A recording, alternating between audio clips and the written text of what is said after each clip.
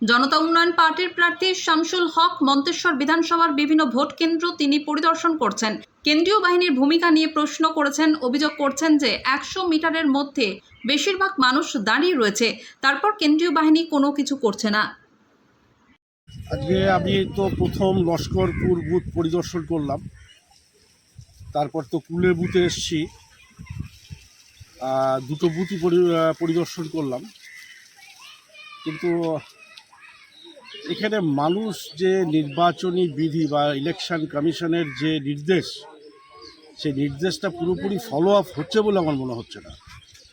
কারণ মানুষ 100 মিটারের বাইরে থাকার কথা, সেখানে মানুষ দেখি সব বুথের চারিপাশে ভিড়ভাট্টা করছে।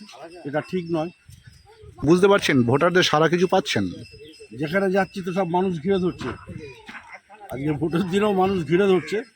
আমার কাছে ধরুন আমার গাড়িতে তো আজকে কোনো ফ্ল্যাগ নেই, আমি তো ডিজে ঘুরছি, তো মানুষের কাছ থেকে ভালো সাড়া পাচ্ছি।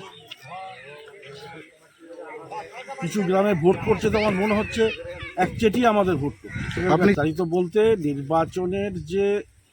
নির্বাচন কমিশনের যে বিধি, সেই বিধি অনুযায়ী বুথের 100 মিটারের বাইরে যারা কর্মী সমর্থক আছেন তারা থাকতে পারেন, কিন্তু সেটা বাস্তবে আমি দেখছি না বহু বুথে।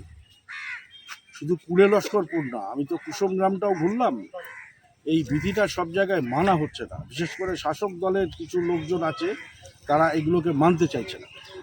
এ নিয়ে কি আপনি নির্বাচন কমিশনকে কোনো রকম যোগাযোগ করবেন? হ্যাঁ, আমি যোগাযোগ করব, আমার সঙ্গে লোক আছে। আমরা আগে প্রথমটা একটু পরিদর্শন করে নিই, তারপরে আমরা এটা অবশ্যই জানাবো।